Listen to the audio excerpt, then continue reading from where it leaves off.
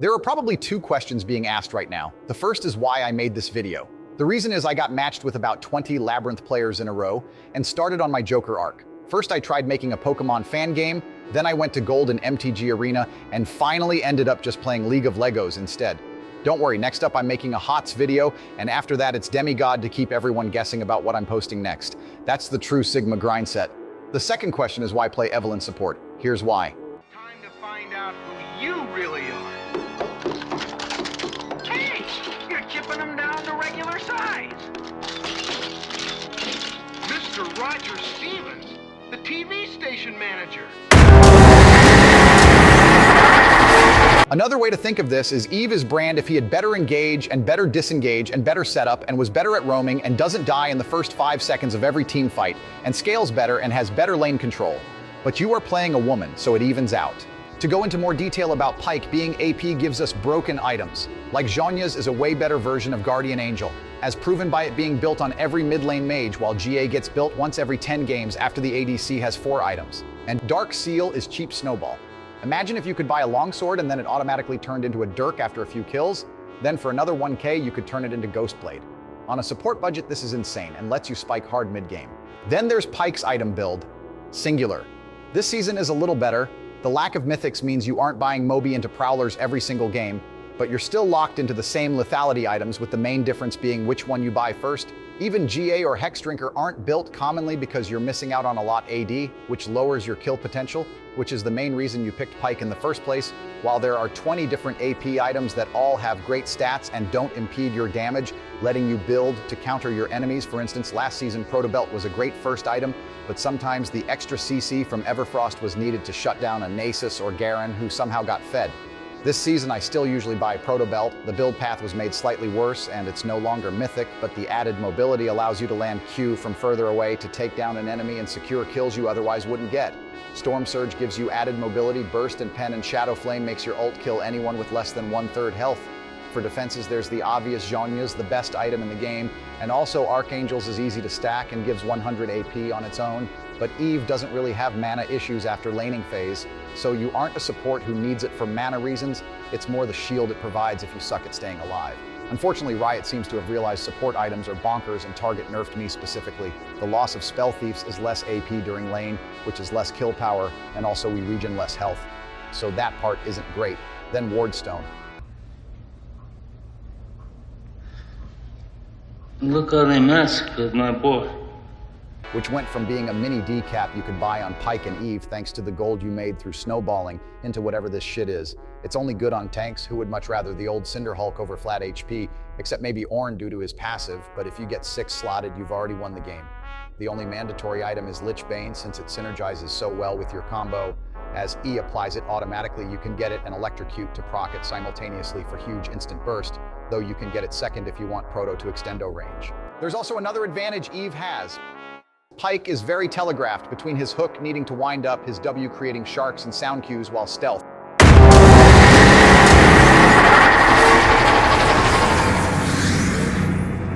And his E taking a while to trigger. Eve only has the charm mark that appears, but is otherwise able to get in before enemies know you're there. Many times a mid laner is pushed up to the other tower, I mark them and they run towards their tower, but that's where I was hiding and they die. Or in team fights, seeing who Pyke is stalking gives a clue as to which direction he's in, much like Rengar ult, while Eve can be more slippery if you play around the max range of stealth better. After you roam once or twice and get a few kills, the mid laner will either tilt and feed free kills, or they play so scared and place 40 pink wards which you destroy for free gold. Either way, he's not playing efficiently because he's scared of you. Pyke is also hard throttled into the support role, so if he ever gets play mid or jungle, his wave clear gets nerfed, which means if you fall behind, you can't just farm for a few minutes to catch up, because you need Tiamat to farm, and that's 1,200 gold you invested into not killing people on the assassin designed only to kill people, and 1,200 gold you spent to make up for not having any gold. Eve, meanwhile, has strong wave clear and is meant to be a jungler, so after 15 minutes into the game, you can easily invade enemy camps or take your jungler's camps if he's too busy ganking to do them himself, or shove a wave if your laner died during a tower dive or counter gank. This is a strong safety net in case you fall behind, and although you don't snowball as hard as Pyke with his bonus gold, that also makes your death bounties lower in the event you get shut down. Level 1, take Q and spam it on the buff while leashing. Then when you get to lane, hit one of the side melee minions, Walk to the opposite side of the wave and hit all melees at once with the Q. Doing this gets you level 2 first, which gets you a high chance at first blood. If you get 2 first level E and try to get a kill with it. Otherwise, if the enemy is backed up or they match your clear take W, many people get scared by the mark, and so it's a great counter engage. If they don't respect it, it's also good at getting kills.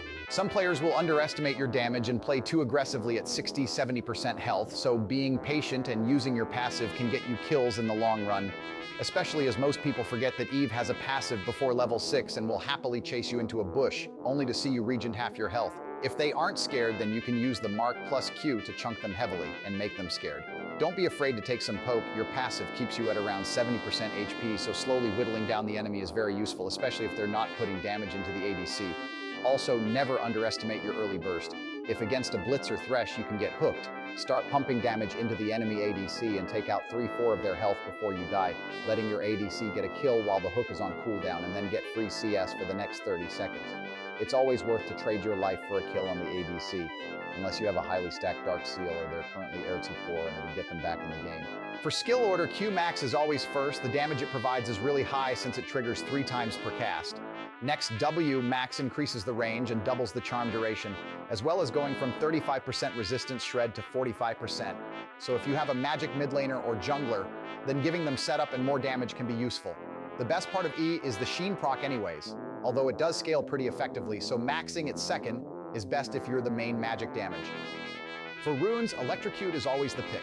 Harvest is redundant due to how your ult execute works, especially since Shadow Flame is so good at that execution role. Sudden Impact is the best for damage in the first row, then you have a choice. Zombie wards are useful for vision control, but I also find Poro to be good since I'm not always running Sweeper on cooldown. If you Sweeper a yellow, then it'll get disabled and the enemies can know where you are, so sometimes you don't clear the ward and make the enemy think they're safe instead, making Zombie a little worse on Eve than on Pyke, who normally grabs Glaive anyway. Poro also pings your team when he sees an enemy, so even if they aren't looking at the mini-map, they'll be alerted. Final row, all options are viable. Extra gold is extra damage, is extra kills is extra gold. Ultimate cooldown allows for more risky plays since your ult is both a finisher and a safety tool. But personally, I just love the move speed. Eve wants to buy pen boots, so can feel a little slower than Pyke does, especially without Ghostblade. In the late game, you'll often have Lichbane and Magi's to make up for it a little, but this is still nice to help roam. Secondaries can vary a little. Celerity plus Scorch is my go-to. Scorch improves your laning by a lot, and Celerity is extra move speed for better roams. A lot of Evelyns go absolute focus, but on a support budget, it can be tricky to get your passive over the HP threshold to consistently proc it, so either you base every fight or waste the slot. Maybe you want to base every minute anyway to reset wards, but that usually means you're not putting wards in good places because either they're not providing intel or they're getting destroyed, and is a skill issue on your part. Gathering Storm gives some late game power, but 20 AP at minute 20 isn't all that great, and games don't tend to go to 40 minutes where it really shines all that often. If you're Iron, then maybe it'll be good, but my best advice is to plug your keyboard in instead. Whenever you back, go to lane through the jungle so you can run mid if possible or go bot if needed. Keep ganking mid. If you show up every 2-3 minutes and your jungler also pops in frequently, their mental will be destroyed and it's GG. Top lane is also good to gank occasionally depending on matchup. Since there's only one enemy, it's easier to weave around at max range to get in the perfect position for a mark, and very few top laners have the tools to escape if they're near your turret since the lane is so long. If your jungler comes too, it's always a kill. Post 6, you want to constantly roam and make the enemy terrified that you could be anywhere. They'll be less likely to take a risky 1v1 if they think you might be nearby to turn it into a 1v2, which helps your team slowly accumulate advantages. Make sure to get vision around objectives before they spawn. Plenty of times I've seen the enemy support going to dragon 10 seconds before it spawns because I put a ward down by their buff camp 50 seconds earlier, which then lets me kill them while my jungler gets a free objective. If they have a control ward, you can break it, start walking away, and then once stealth kicks in, turn around and head back. Often the enemy will be putting down a replacement which requires them to step further away from tower. Or they'll assume you left to go back to lane and play carelessly letting you gank. Top tip for Invis, it will trigger during recall. If you recall on a ward, turn Invis and then start moving your Invis and the enemy thinks you backed, so this can surprise them. I'm gonna try being comprehensive with this, but some supports are so rare and bad I think I'm the only one who plays them, so I don't have experience playing Eve into every matchup. If you think I missed someone, I probably don't have enough experience on them to accurately call their power level. On the left is ones where you win lane and should be aggressive. The right side is ones where you should roam mid or top because it's difficult to get kills in lane. On top are ones where you outscale. and at bottom are ones where you should focus on closing the game out quickly. So a bottom right matchup is one where you should be roaming a lot to set up your jungler or mid to carry you because you can't solo carry, while top left tends to be easy kills into a good mid game into the FF15. These are loosely ordered, so ones closer to the middle are more even. Your worst matchup is Karma, so ban her. If she spams her RQ on cooldown, you don't get a chance to heal, and if you try to use W, she uses her W too. Stop it. Finally, her shield blocks your kill potential on her entire team, so it's just a miserable lane into miserable late game. Other mages are favorable matchups because they lack mobility and tend to become food in the mid game. Anivia is annoying since her egg counters, assassins, and walls can block you off, but barely anyone plays her. Zyra is a hard lane due to plants disabling passive and eating Qs like I eat pussy, and she can stop your engages if she's not an idiot. But most Zyra are so usually you can stay in lane. Vel'Koz and Brand can spam spells to make your lane experience hell, but they suck at roaming, so you focus mid lane, get a Lich Bane, and then kill them on cooldown because they have no escape when they try to ward or be in team fights. Lulu has a good ult to counter you fairly well, but she can't polymorph you if you're camouflaged, so she lacks her main defensive tool against you. And forcing her to ult herself can win the team fight because she can't ult herself in Kog'Maw. Ori is just worse Lulu. Nami, Soraka, Seraphine, and Milo are fairly good matchups because their player base can't aim or position, so they usually give you a free first blood, then another 10 or 11 kills by the 20-minute mark. Ivern is those guys if their champs sucked. Yummy was another bad matchup if they had a brain, but 90% of the player base didn't, and then Riot reworked her, and I haven't seen anyone play her since. Raken players tend to be a little smarter, but their champ is worse, so it evens out. Unless he's with his wife, the power of gives him a lot of strength.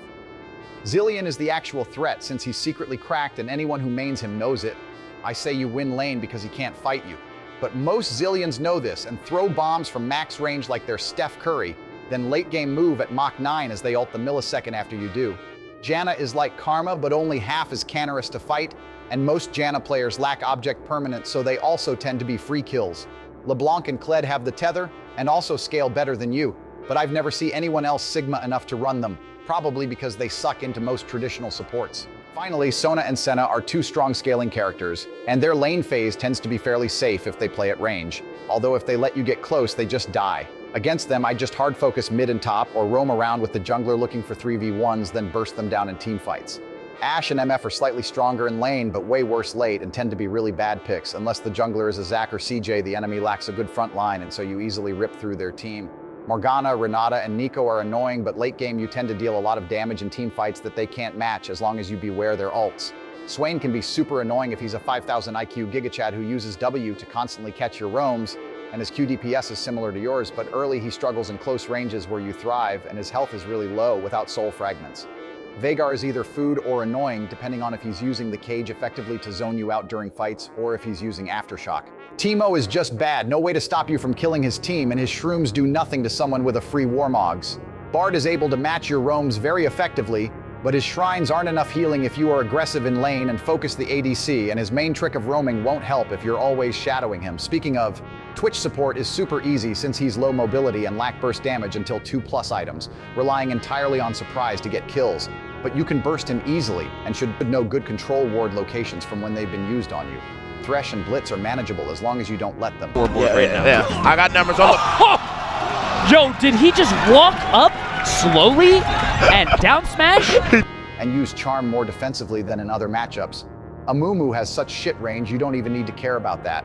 Nautilus is the one to watch. His hitboxes are the Dark Souls 2 of bad hitboxes, and once he's on you, he stays around like my case of gonorrhea. Alistar is useless. What the fuck does this champ even do? Leona is a bad matchup because she's just strong for no reason. Maokai can be annoying in lane due to his ability to control bushes. It can be hard to approach the enemy looking for a charm, but outside bush control he doesn't really offer much since his knockback won't even push you out of Q range and his ult is kinda weak. Braum, Taric, Tom, and Galio are hard matchups. They're too tanky to fight directly, but also their ability to save allies makes them difficult to ignore. I'd say focusing a different lane is best. In the case of Taric, 5v5 teamfights are bad, so trying to roam with someone to get an easy 2v1 into either a 5v4 or a dragon is the best counter to him. Either that, or use your wave clear to proxy and rat. Shen is a slightly easier version of Galio since he mostly blocks autos but can't block your E, and the distance made by your ult means even if he uses his to save someone he can't easily catch you out after. Mantheon will kill you or die trying, then falls off a cliff after 5 minutes. I've played him before, got 20 kills in the first 10 minutes, and then every team fight it's impossible to approach or attack anyone, and the ult is too slow to help engage, so then I end the game 25 to 15 or something. Set is Mantheon with a little less kill pressure early but slightly better scaling. Be wary of the W and be careful of how you aim ult. Finally, against Zoe, Ornn and Poppy stay away from walls, and Poppy can stuff your E with the circle. Maybe now you'll be able to leave silver, make it to gold, and immediately shit-talk silvers, or get from gold to plat and immediately shit on gold players. Or you could also try touching grass. I know it's unlikely, but it is possible.